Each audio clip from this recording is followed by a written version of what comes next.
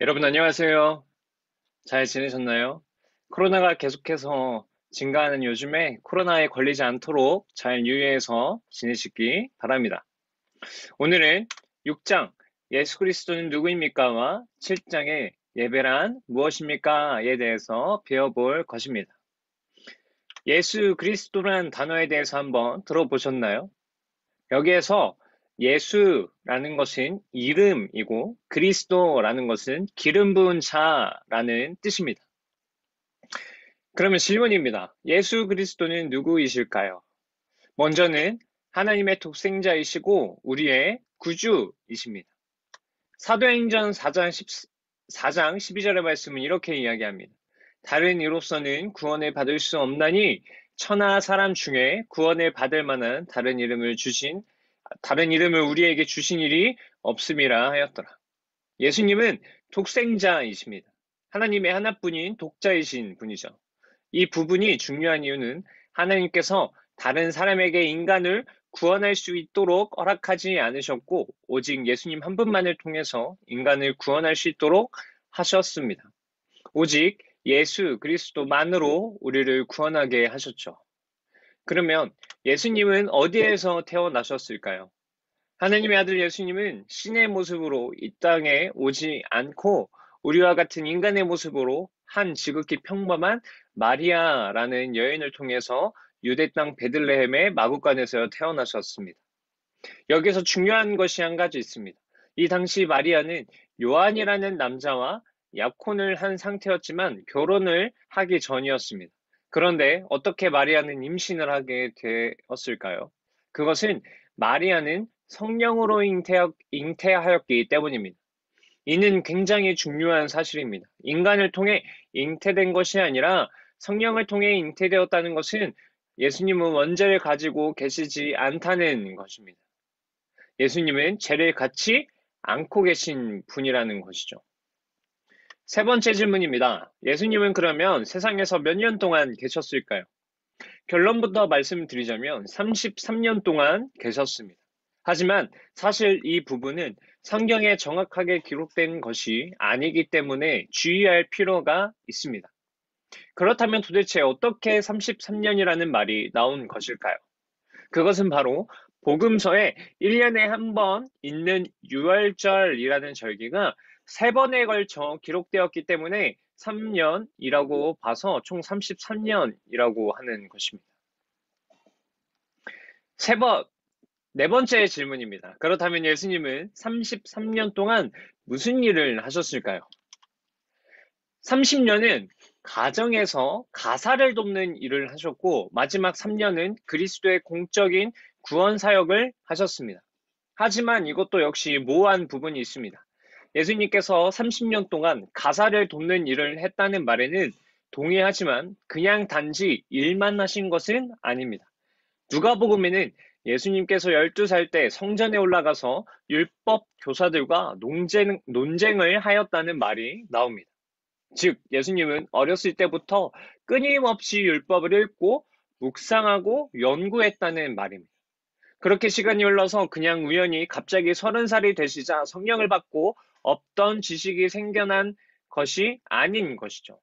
그 이후 3년 동안은 하나님의 구원 사역을 이루기 위해서 다니셨는데 이것을 공생애라고 합니다. 예수님은 제자에는 몇 분을 데리고 다니셨을까요? 예수님의 제자는 총 12명이었습니다.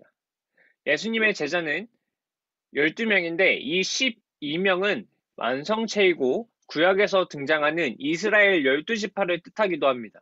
마태복음 10장 2절에서 4절은 12명의 제자의 이름이 등장을 합니다.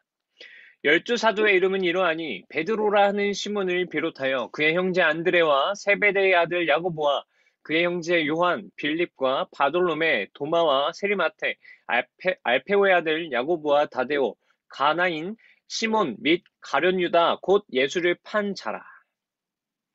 그러면 예수님은 어떻게 죽으셨을까요?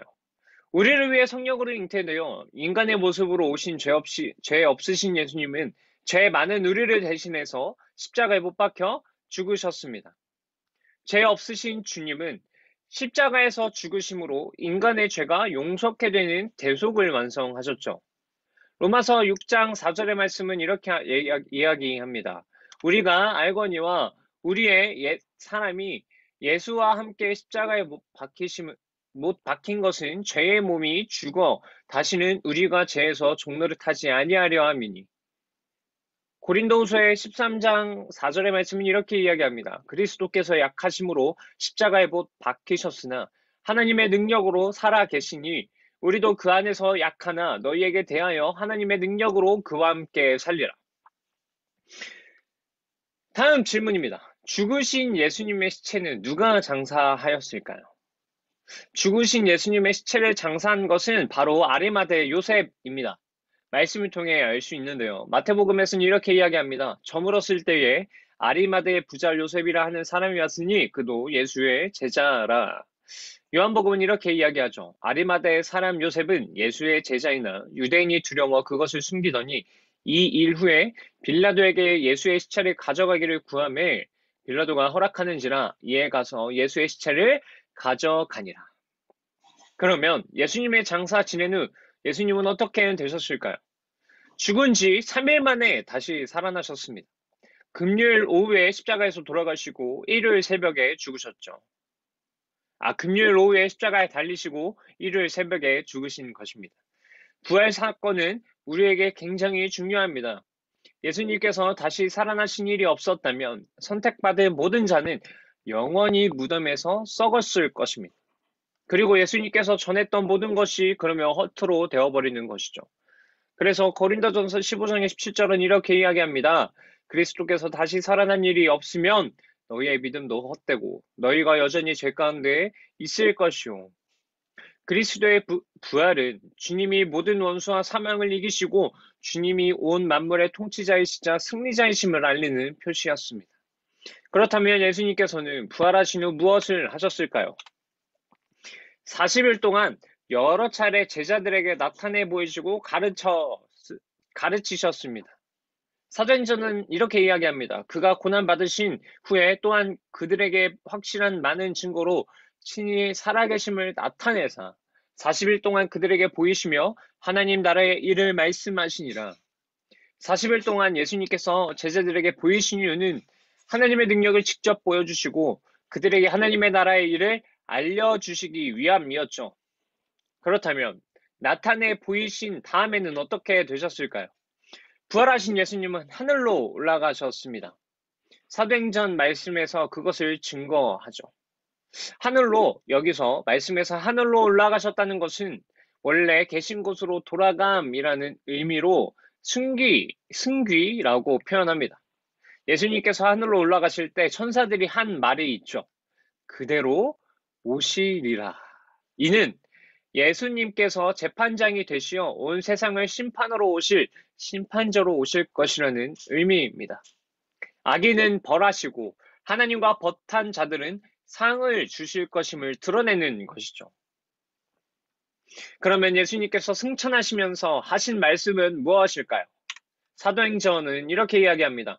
오직 성령이 너희에게 임하시면 너희가 권능을 받고 예루살렘과 온 유대와 사마리아 땅 끝까지 이르러 내 증인이 되리라 하시니라.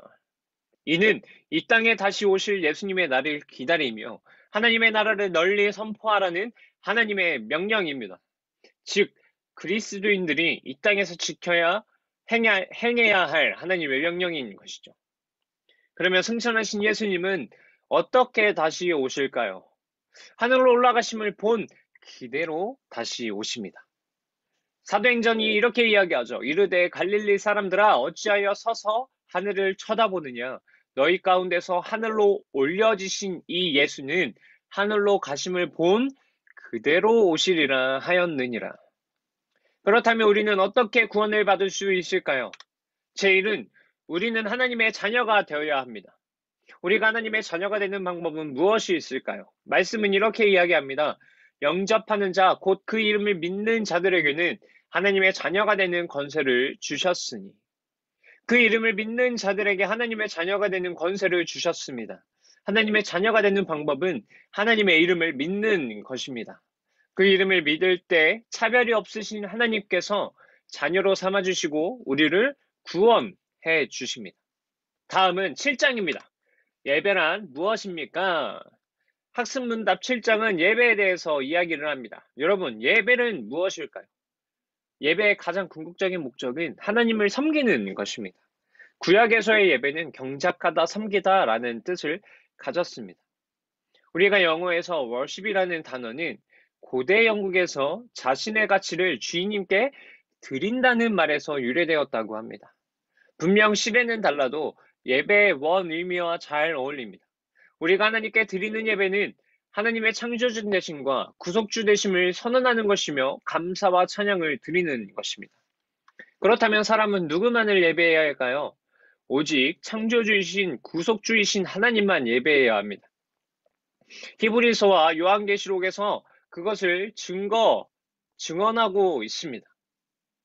여러분, 경배의 대상은 오직 하나님이십니다. 그 어떤 것도 우리의 경배의 대상이 아닙니다. 심지어 천사도 우리의 종으로 하나님께서 허락하신 존재입니다. 예배의 종류에는 어떤 것이 있을까요? 예배의 종류는 크게 두 가지로 분류됩니다. 첫 번째는 성도들이 삶으로 드리는 예배와 두 번째는 성도들이 함께 모여서 드리는 예배가 있습니다. 로마서 12장 1절의 말씀은 이렇게 이야기합니다. 그러므로 형제들아 내가 하나님의 모든 자비하심으로 너희를 권하노니 너희 몸을 하나님이 기뻐하시는 거룩한 산 제물로 드리라.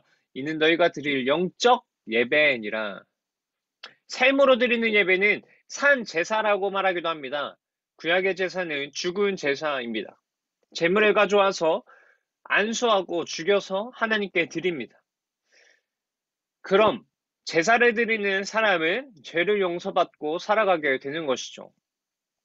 거룩한 삶으로 살아가는 것이 제사의 목적입니다. 하지만 신약에서 이미 주님께서 십자가에 못 박혀 죽으셨으므로 제물이 죽을 필요가 없게 되었습니다. 그리스도는 거룩한 삶을 통해 살아있는 제사를 하나님께 드리게 됩니다. 그래서 신약의 제사는 산 제사인 것이죠. 여러분, 오늘은 예수 그리스도는 누구이십니까? 그리고 예배란 무엇입니까에 대해서 배워보았습니다. 예수님은 오직 하나님의 한 분뿐인 아들이십니다. 우리의 죄를 대속해 주시기 위하여 이 땅 가운데 오셨죠. 그리고 말씀은 분명히 이야기합니다. 예수님께서 이 땅 가운데 다시 오실 것이라고. 그리고 예배는 무엇이라고 이야기했습니까? 예배는 우리가 드리는 하나님께 거룩한 산 제물로 드리는 것입니다. 우리가 드릴 영적 예배죠. 우리는 항상 매일의 삶에 주어진 한순간 한순간에서 예수님께 하나님께 예배를 드려야 합니다. 우리는 그렇게 하나님의 형상을 닮아 하나님께 예배를 드려야 하는 자들이죠. 우리가 이 사실들을 꼭 기억해서 잊지 말고 하나님께 오늘 배운 것들을 잘 기억해서 올바른 예배자가 되고 그리고 하나님을 올바르게 아는 자가 되길 주님의 이름으로 소망합니다. 오늘도 고생하셨고요. 다음 주 이 시간에 보도록 하겠습니다. 고생하셨습니다. 안녕.